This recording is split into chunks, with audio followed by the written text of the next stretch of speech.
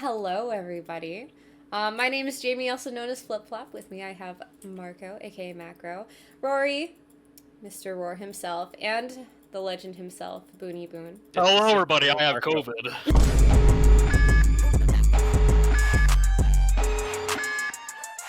My name is Markiplier, and welcome back to Let's Play Five Nights at Freddy's Security Breach, the scariest game on the PlayStation 5. Now, we're getting into this one. Mark and Wade told me it was really scary.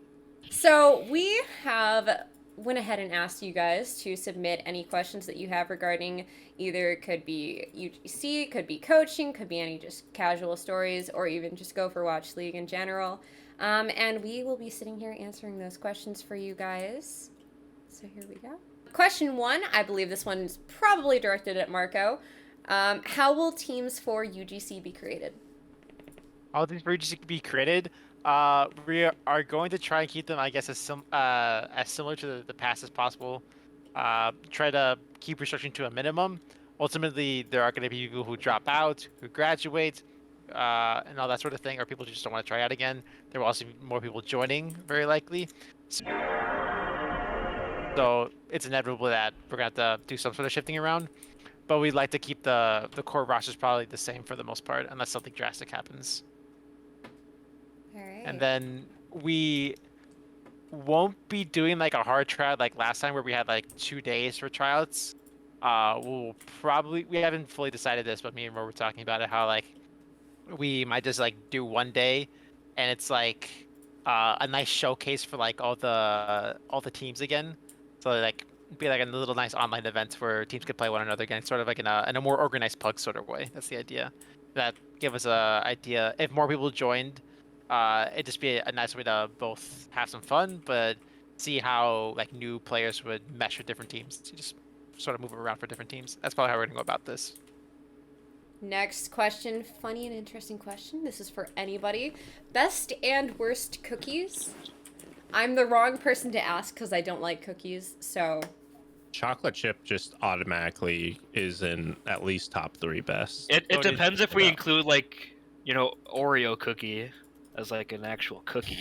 Chocolate chip's still better. Like, I mean, yeah, regular Oreo, yes, but if it's, like, a mega stuffed Oreo... But that's more the cream than the cookie, you know. So I'd have to agree. Yeah. Chocolate chip's probably the best. What's the worst though? If cookies are too good. Is there a worst cookie? That seems like an oxymoron. All. Okay. Oatmeal raisin. That I does feel sound like gross, I'm sorry. oatmeal raisin, even oatmeal raisin has like redeemable qualities. You know, you get them fresh and stuff, and even though it's got raisins and it's chunky, like when it's warm and gooey, it's just like it's still a good cookie. But yeah, I'm tempted to put that down there, like in the bottom, because you have to have them fresh. If you have them any other time, it's just kind of sad. Underrated. I hate like those really like stale, bland, like store-bought like cookies. Like they're just No, like okay, hold on. yellowy. Like the really hard M&M store-bought cookies. Yeah. Specifically the store-bought ones. Those things are inedible. They're basically fake like cookies. a tough crisp with some Like a M&Ms chip. in them. A chip. We have spent so much time on this question that's I honestly know. pretty mid. I HV, know. instead of all of that, just play this gif of LeBron James looking at the Mickey Mouse Clubhouse outro instead. Thanks. This is a little bit of a serious question. All right. I have been losing interest in Overwatch. I'm just not really having fun in my games anymore. I find them long and stressful, but I still want to get better for my team and myself, as I want to see how good I am. Going from bronze to plat in a season, I want to see how far I can go, and I want to enjoy my time with this game like I have in the past. What should I do? Ooh. I think that's a really common thing that a lot of people like experience. I think the best thing for me, like with playing the game, like I don't play it that much anymore, but I usually enjoy the game the most when I like play with a friend or a couple friends. So like I guess that would be my recommendation, is like playing with friends, like getting 1 or 2 other people to duo or 3 stack or something. And then just, you know, even if you're like focusing on your own improvement, like you can still have fun, or at least more fun when you're playing with other people. Something I will say is like I took like a solid year out of like I took a year off the game for a while.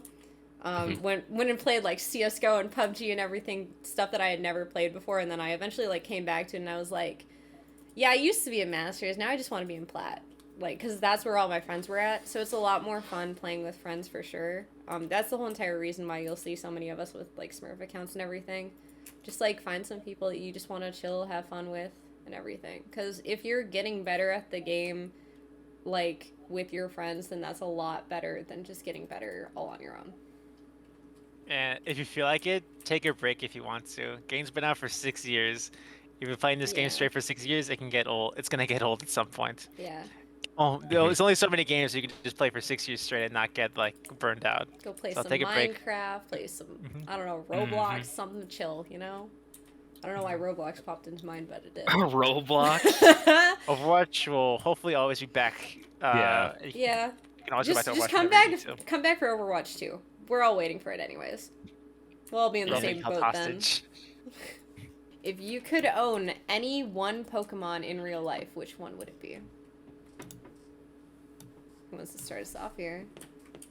Marco, you were just playing Pokemon yesterday. Jirachi is carrying my current Nuzlocke around, so I'm gonna go with Jirachi. We can watch it at twitch.tv/basemacro. Wow, nice. Based Well, be underscore sure to Mac- tune in and underscore give him a macro. follow. He's really close to affiliate. Just saying. I'm kind of close. Nice. Jirachi's Yeah. a good one. I think I'd say Dreepy. One Dreepy's of my so top ones. cute. Yeah. And it's a ghost too, so you know Yeah, it's a it little might be spooky hard one. to like keep in one spot though. Like if you're trying to keep it inside, like it's Yeah. a ghost, you can just go through. Like how are you gonna make sure it stays where it needs to stay? You know, but yeah, definitely the one of the cutest dragons for sure. I'll one up you because I'm also thinking a dragon. Okay. But I was like just drawing Pokemon and everything, so it's still in my head. Altaria. I don't know how it's Ooh. said. The Altar, Floofdurgan. Floofdurgan. Yep. That is my choice. Very cute. Also, Fluffy. I want to lay on that cloud, Mm-hmm. and I can fly. So. Have you seen wet Altaria, like drenched in water? Oh And it's like Yes, I have. Yes, I have. Tree, pull a picture of Altaria.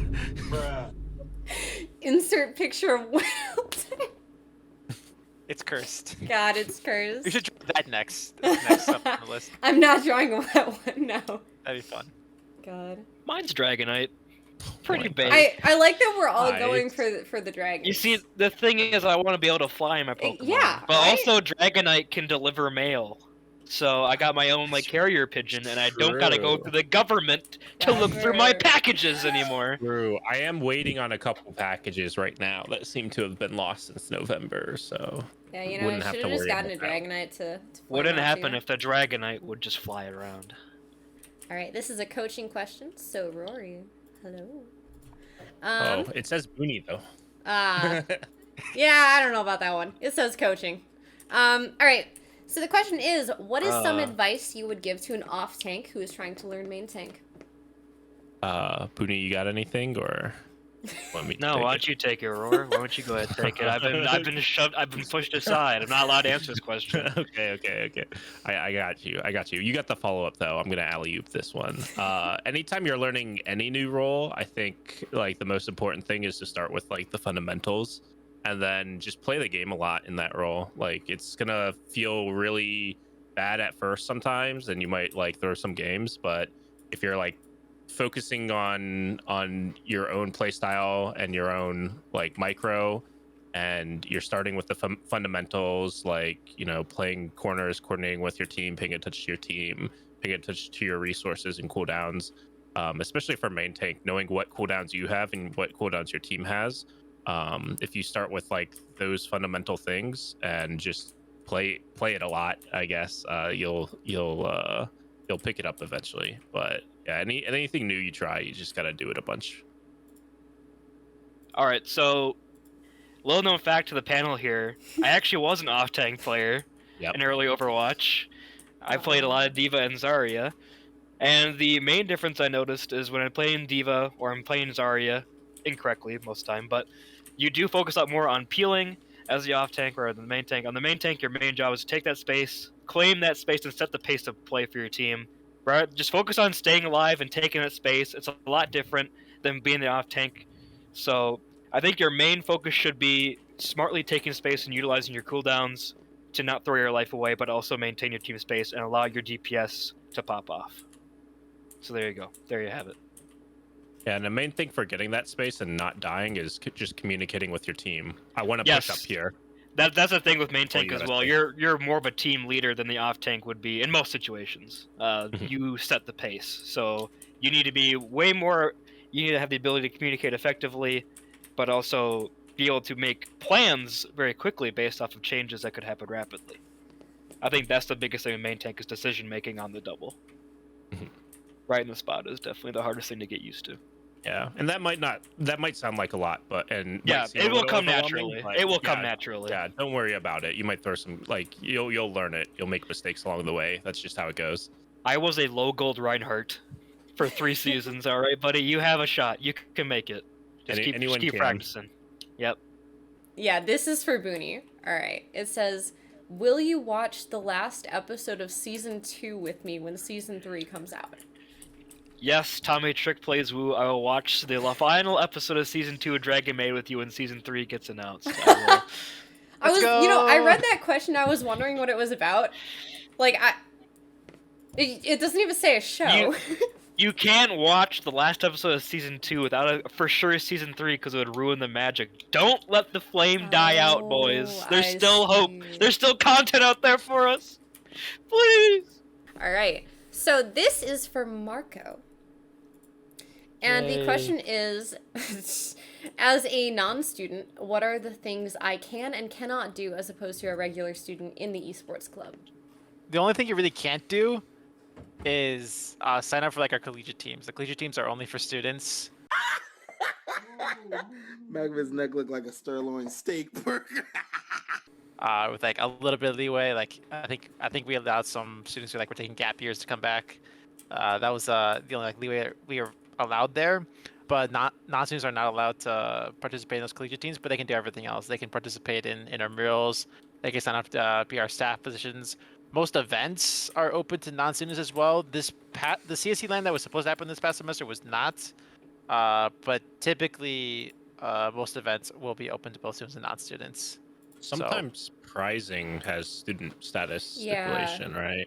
That's true as well. Yeah, sometimes prizing, like, you're not allowed to get prizes if you're not a student because it comes from the SUA, Student Union Association, I think it was called. And their stipulation is yeah, you can have non-students join, but they just can't get prizes. That's the only other thing I can think of. Prizes and collegiate teams. You can't do either of those two things as a non-student, but everything else is pretty much free game. Why were there not many games casted this season? Where to start? Where with to this? start? That's a really. So here's the thing: we have a very set few people who are willing to produce games, and these people do it in their free time. We don't pay them or anything, so of course they're going to have to line up with the match times that are decided. So that has to happen. Then we have to be able to find 2 casters that are able to cast the game. Then we are. There's just a lot that goes into production that's behind the scenes that not a lot of people see. We're always open to having more people as producers or casters. I don't think casters is as big a problem as it used to be, but producers definitely is because right now it's basically me and Paige as the official producers. We have Trey, of course, doing his best to cast on his own channel. But right now, I think it's just the lack of production staff we have. I can really blame on that one, as well as erratic scheduling. We're trying to get rid of that, of course. Next season, we have some changes coming down the pipeline that hopefully alleviate this. But as of right now, we're just relying on a couple college kids to have free time to set aside for 3 hours to spectate an Overwatch game that they're not playing in. Yeah. That's kind of really the only thing. And you could be someone like me who goes way too hard when they produce, and it takes me 6 hours of prep time and then the 2 hours of actually spectating the game. So that kind of takes my whole entire day away. Something else I will say is that I know, at least from a captain's perspective, we do have a lot of games being scheduled at the same times, right? Even this past Tuesday there were supposed to be 2 games played at the exact same time, albeit one of them got canceled. But we tend to see that a lot more this season just because we have such a narrow time frame to play this in, and most people are only available certain like weekends at specific times, right? So we're running into that issue as well, at least from a captain's perspective of planning and scheduling. But yeah. I think for next season it should be a lot better. We're trying to like standardize a lot more stuff, make things more structured. We have people who have like applied to be like I said, like be like on the staff position, and one of those positions is like casting and producing. We have around like 9 or 10 casters like who's gonna be pretty dedicated to it, and like we're gonna have them on call. I think this past season like the casters who are like currently like on call were like sort of like it just sort of informally signed up. I don't think they were fully committed. I think the group we have now is pretty committed, and we're gonna try to standardize stuff a little more. And we're also just gonna make things easier, as Jamie mentioned. Like captains have trouble this season scheduling stuff altogether because they all have like erratic schedules. We're trying to streamline how scheduling works and all that, and we'll probably have another video coming out relatively soon discussing all that. But in short, next season expect games to be casted more frequently. The one thing we're going to try to implement this next season is standardized match time and the implementation of a prime time. And what that means is that each game is scheduled to be played on a certain time. The current time we have is planned to be for all matches to be played is Saturday 8 p.m. And that's like the expected time, kind of like how UGC and Activision Blizzard Collegiate has their set time, with the ability to potentially reschedule if necessary. But that's like our standard time. And then we're also having a separate time called prime time, which 2 teams every week will be assigned to. And what that is that it's planned to be on Sunday at 8 p.m. And that's one match that will be played separately from all the other ones that will be played on the same time, Saturday 8 p.m. And the goal with that is that a lot of casters play in Overwatch League, and they can't cast their matches like if they're all appearing at the same time, if they're all playing at the same time. So the goal is that if we have one match specifically that's set aside to be casted, since it's only one match and like all the other matches have been done, there should be caches available that have like we have the caches that have signed up. There should be at least a couple available, enough where we can get a production in, and that's the goal with it. And we'll explain it more when we get our informational video for next season out in like a week or so. But that's the gist of it. This one is another funny or interesting question. It's not that funny or this interesting. is a pretty good question. Oh my goodness.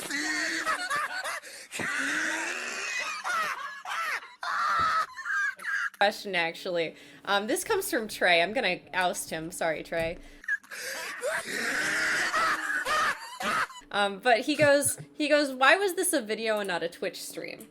Because then HV can't put funny memes in Exactly. between stuff.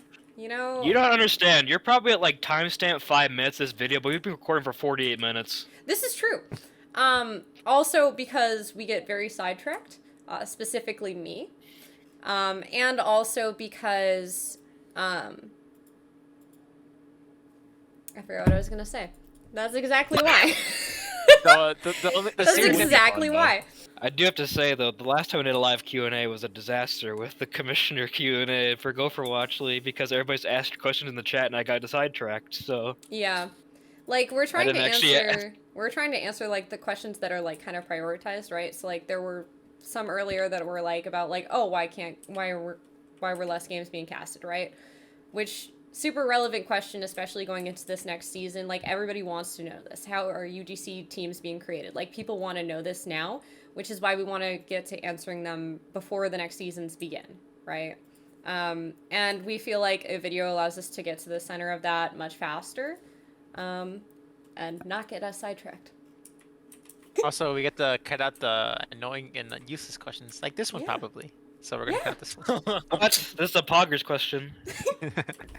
Keep it in. Hey guys, thank you so much for watching. Make sure to leave a like on the video if you did enjoy. Leave a comment below. Any more questions you got? Perhaps you'll do a part 2. Can we smash that MF and like button and get 5 likes on this video for a part 2?